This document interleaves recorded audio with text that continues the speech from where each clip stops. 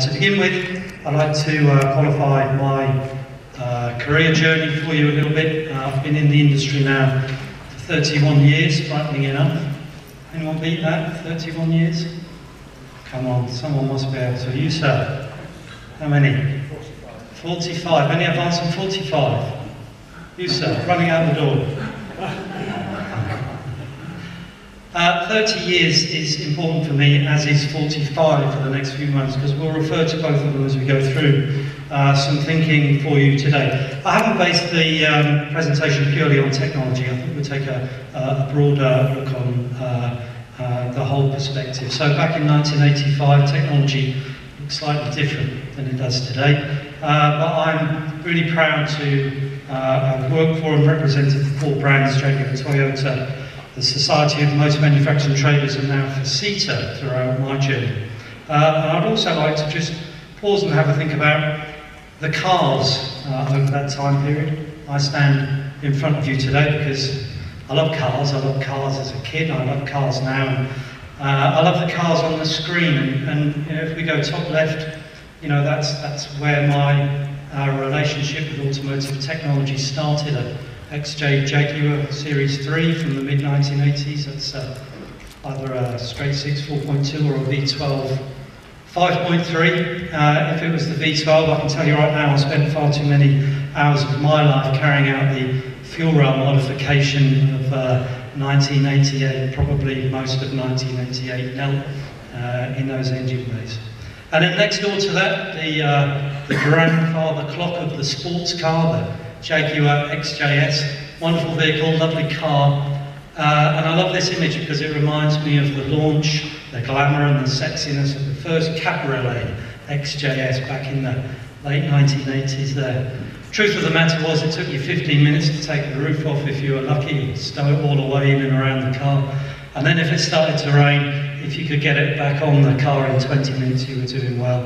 And then again, if it didn't leak on your head, you were doing even better. So wonderful memories, wonderful times, wonderful cars. But then I had a bit of a night to day transition to Toyota there in the early 1990s with the 2.8 Supra there, wonderful car. I think stands the test of time today. And really the technology, the innovation, the cleanliness of the engineering in the Toyota product range, even back then compared to my earlier years, was obvious. And then we get to something perhaps a little less glamorous, and it's beige and it's brown, but the early 1.8 litre petrol Toyota Camry. I drove one for a little while. It was a great workhorse to drive around the country in, but just try not to look at it as you walk back to get in the door. But testament to this curious looking thing, you know, previous generations of that model became the most popular family car in the United States for several years, a few years down the line. Now let's roll that forward 31 years. Look at the product lineup we've got there now with the F-range that Jaguar are bringing out. Still true to form, true to brand. It's aspirational, iconic Jaguar stuff there, and everyone will want to own one. And then again with Toyota pushing the boundaries of technology as they know how to do with next generation Prius, and then moving into hydrogen propulsion with the Myra there just next door to it. So what I want us to just spend a moment thinking about here is me and our friend over there who have done 31 and 45 years know how quickly this 30-year journey has passed. Very, very quickly in our lives and our careers. So can we now think what the product range of Jaguar and Toyota might look like in 2047, another 31 years down the line? That's a really tricky ask, that, because I'm not sure any of us could predict what those products will look like.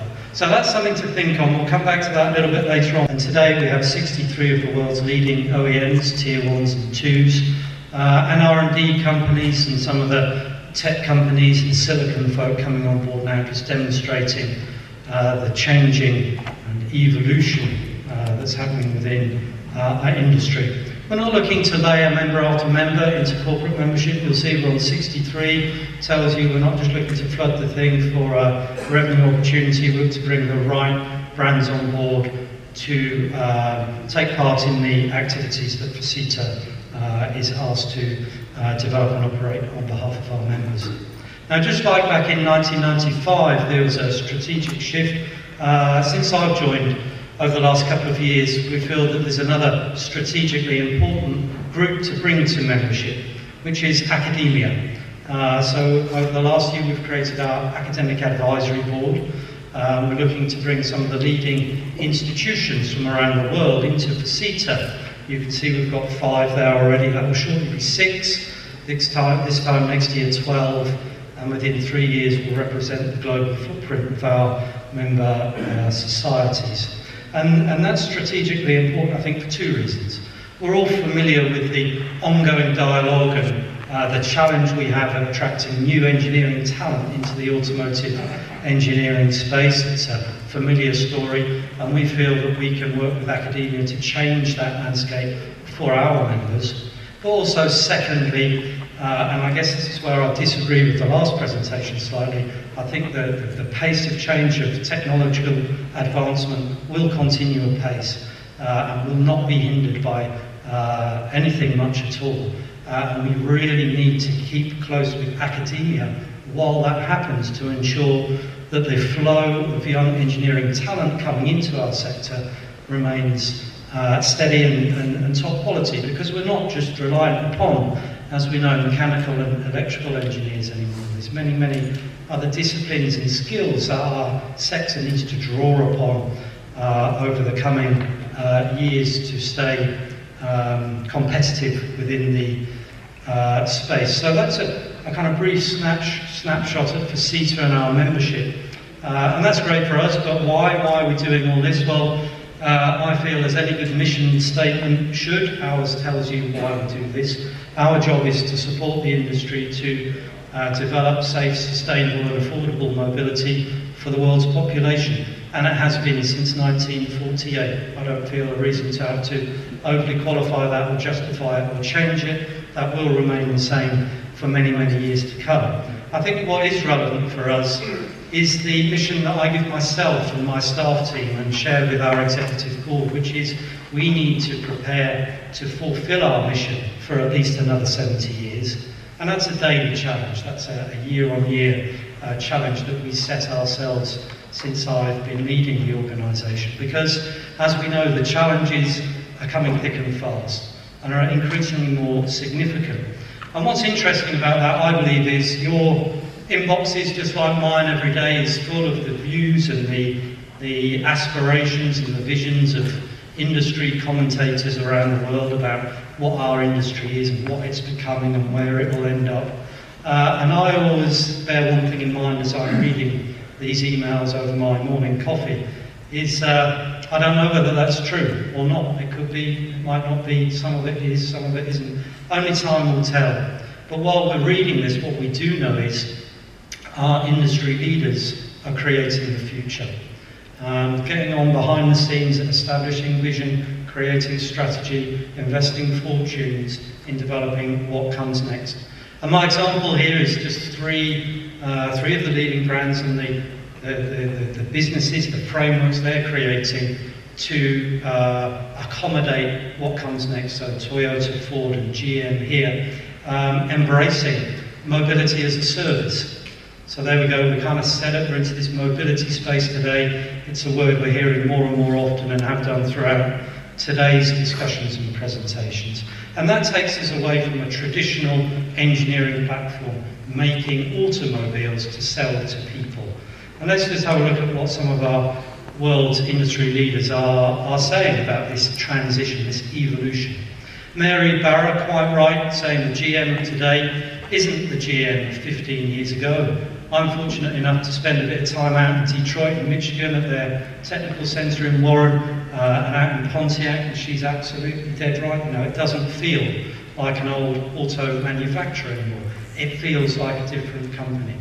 Probably for 2 reasons. One, the restructure, and 2, the ability the restructure gave General Motors to refocus on their strategy, their long-term strategy. And that refocus isn't purely about manufacturing automobiles, it's about providing mobility solutions for General Motors customers of the future. Harold Kruger, even clearer on how he sees the landscape for BMW and its customers who will require effortless, available on demand, tailor-made mobility for each of their needs. So not necessarily making the next generation 5 Series and selling it through the dealer networks of the world, but working out what the mobility requirements of future BMW customers are and putting BMW badges on those products and services. Mark Fields at Ford Motor Company, very cleverly stealing a line from Henry Ford 100 years ago when he was disrupting the horse and cart sector, but Fields very cleverly putting his modern twist on that line. Ford looks to provide autonomous vehicles accessible to the masses, which truly enhance people's lives. Very clear, very powerful statement. And then Akio Toyoda leading surely where others can only follow in identifying that mobility itself is a critical turning point, but focusing in on the relevance to Toyota Motor Corporation and the fact that it needs to extend its boundaries, its horizons, to remain competitive in this space. So this isn't just the musings of industry commentators, this is the leaders of some of the biggest corporations in our sector in the world. And of course this is all built around strategy and years of vision and creation. I kind of need to boil it down to some key exam questions, and I like to try and keep it simple. I'm from Norfolk, so that's the way we like to do stuff. For me, we think there's around 1.2 billion vehicles on the planet right now. And conceptually, for me, that's a really hard thing to visualise. I don't really know how many 1.2 billion is, other than quite a lot, right? Sounds like a lot of vehicles.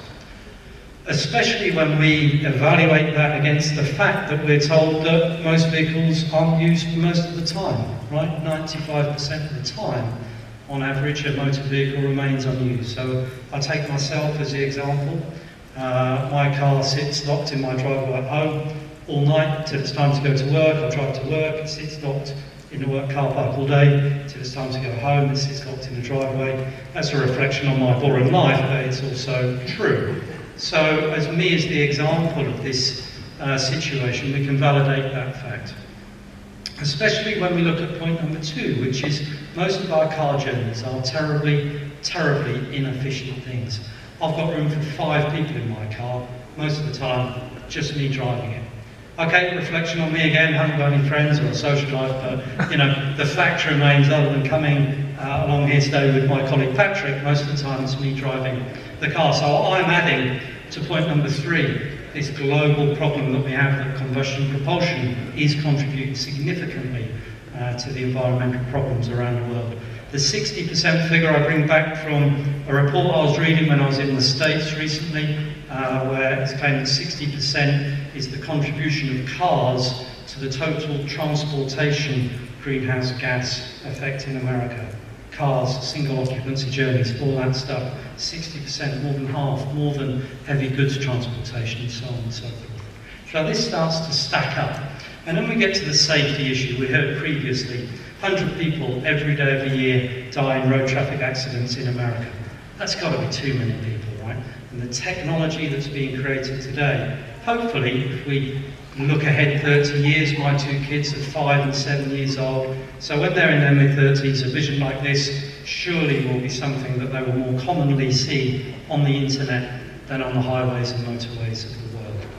And then finally, point number 5, it's just a view, but cars are pretty expensive things, right? You have to tie a whole bunch of capital up in the full knowledge that you'll lose a whole bunch of that during the ownership period. It's an expensive business to be involved in.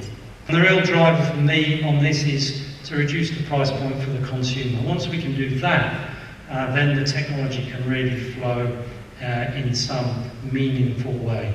So we look at the diagram on the right. Again, it comes from the United States, top left there, personal driver at the moment, owner driver, cost per mile, somewhere between $1 and $1.60 per mile.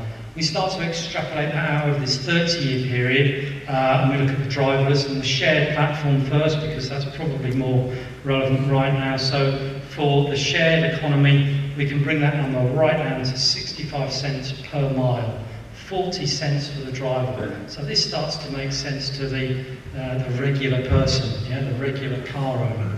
We go a bit further forward in time, owned autonomy, 75 cents per mile. Still a real difference to that kind of potentially $1.60 at the moment. And then moving right out there when we've got the shared and autonomous working together, down to something in the region of 25 cents per mile. Barclays, I was reading, just as a footnote to this, even more bullish, down to 8 cents per mile. So this price point thing is going to be a real key driver in the change of our industry.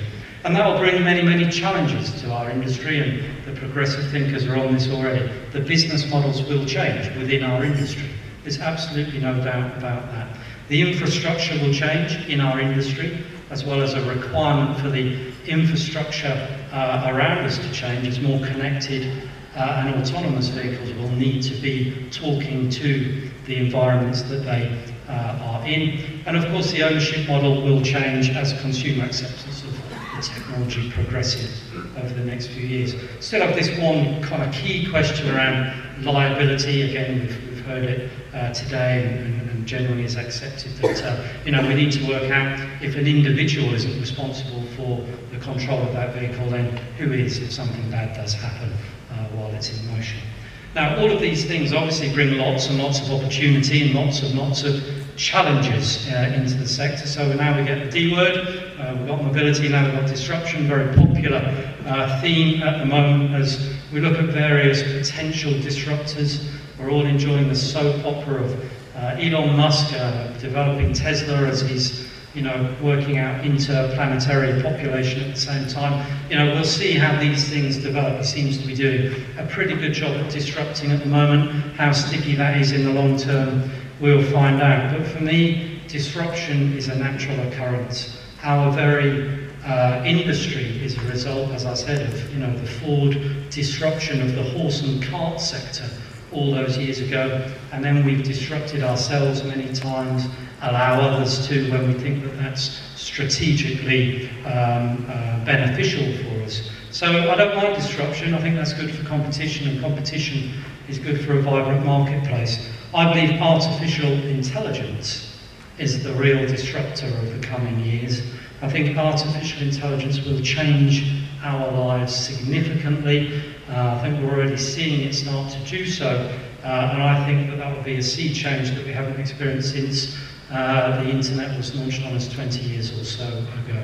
It's going to be a really great thing. And this is me wrapping up the FISITA Technical Leadership Summit in Silicon Valley in California last month.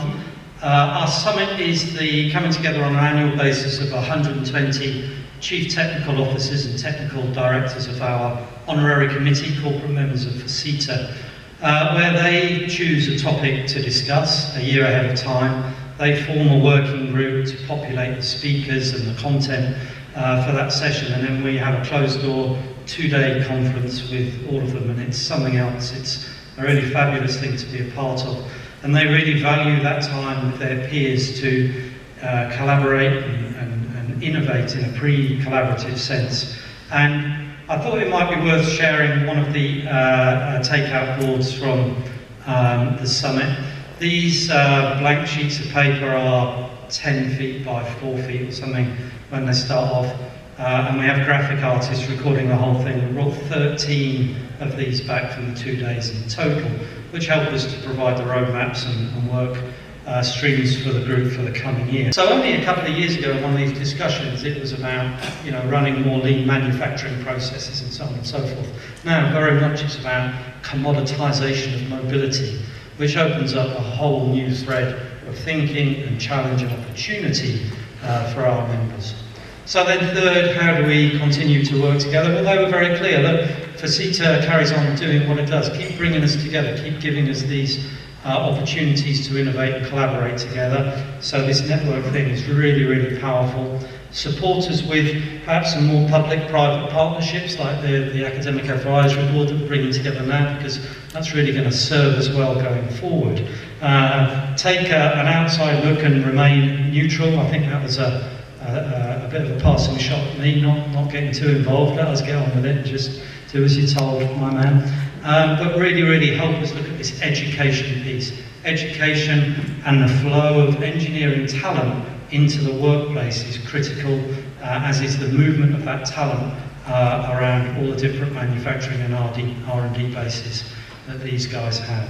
So when we look at the relevance of FISITA in a rapidly changing technical world, well, that's quite simple for me. We stay true to our originators' vision. You know, they came up with a really good plan and a good framework back in 1947. But now what we have to do is evolve with the community that we support. Once again, you know, we've done it many times as I read through the history of FISITA. But I think the crucial thing is that the Technical Leadership Summit, you know, brought to us is this challenge is more significant than any of those previous challenges because we're changing. We really are evolving. So for FISITA, in conclusion for me, over 2 years it's taken me nearly to find the answer to the party question. What do you do? I haven't got a half an hour presentation to give people, but it's taken quite a while. So I say I work for FISITA. They say, what does FISITA do? And I say FISITA supports the world's auto mobility engineers. Engineers provide solutions, and FISITA will continue to support them to do so. Thanks for listening today. It's been a pleasure to come along and share some of our working with you, and I hope to see you again soon.